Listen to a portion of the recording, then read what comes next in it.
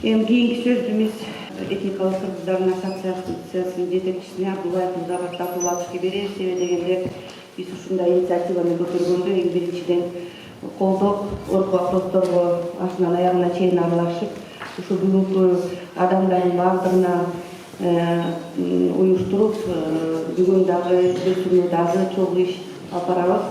Мен ойлойм, бул тойдун башталышы дагы деле келечекте көп мероприятияларды биз пландаштырып атабыз, ошондуктан сөз сизге. Саламатсыздарбы, урматтуу туугандар. Кудайга шүгүр, Кудайдын насип этип жолугуп турабыз. Мындай жолугуп көп жылдан бери боло эле. Мына биз этникалык кыргыз ассоциациясы Кыргызстан элинин ассамблеясынын курамына кирип, 6 жылдан бери иштеп жүрөбүз. Бардыгыбыз билебиз, ушу этникалык кыргыздар менен иштеген коомдор көп, 10дон ашык. Ал андай коомдор Чүй облусунда, шаарда, Ошто, Жалалатта бар. Мына жогоруда айтып кеткендей, Элиза Кадырбековна өткөндө Баткенге барып, Баткенде биздин туугандар, мургаттык туугандар менен жардамында бар жашнаны өткөзүп берди. Чүй облусунда болуп жатат. Биз азыр Московский, Панфилов, Жайыл, Сокулук районунун этникалык кыргыздар ушул жерде топтолуп турат. Мен ойлойм, ушул жерге келгендер баардыгынын документациясы татаал убагында турат. Кудайга шүгүр, бүгүн болсо ушул вопростор чечилет.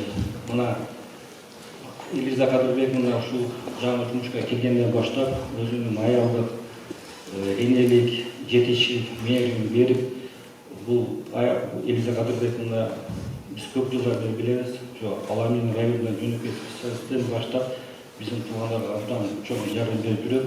Ушул жетишчилик киргенден баштап ушул көйгөйлүү маселелерди чечкенге аракет кылып, чуркап жардам берип жүрөт. Аларга ушул мен айтам, ушул райондун акимчилигине, замдарга, Элиза Кадырбековна сизге жана сиздин каналыңызга биз чоң ыраазычылык айтабыз. Сизге чоң рахмат. Иштериңизге ийгилик болсун.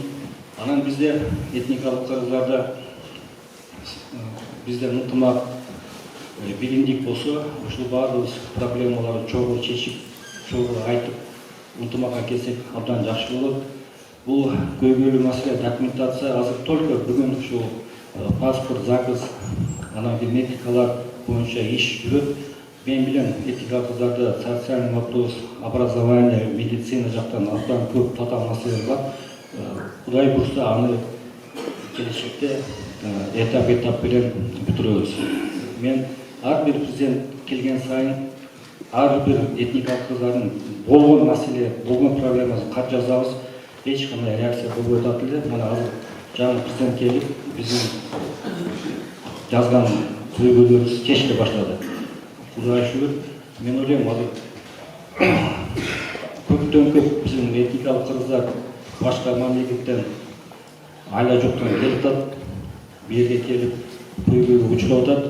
Көйгөйгө учурагандар азыр коркпосон, чочубастан, анан кийин барса милиция кармайт, СМ кармайт деген ойдо болбосо, полный документация кылыш керек. Документация кылыштан баштап ошол садик, мектеп, медицина, азыр роддомдордо көп проблема болуп атат, образовательный жактан көп проблема болуп атат.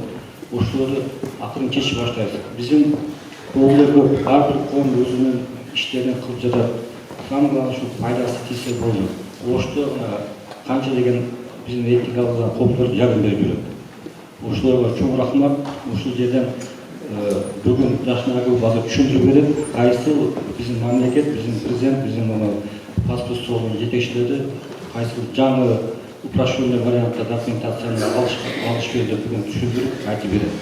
Анан кийин ушул биз кайрылганбыз акимчиликтерге. Булар акимчиликтер баары айлык төлөөгө кайрылып, керектүү көйгөйлүү адамдар келип отурат. Ошону бүгүн төкпөй чачпастан ушул болгон проблемаларды айтып, ушул вопросту көтөрүп, ошолорго жооп алышарга мен ишенем. Сизге чоң рахмат. Ар дайым чогуу иштешип, бирдикте ынтымакта иштешибизге ишенем.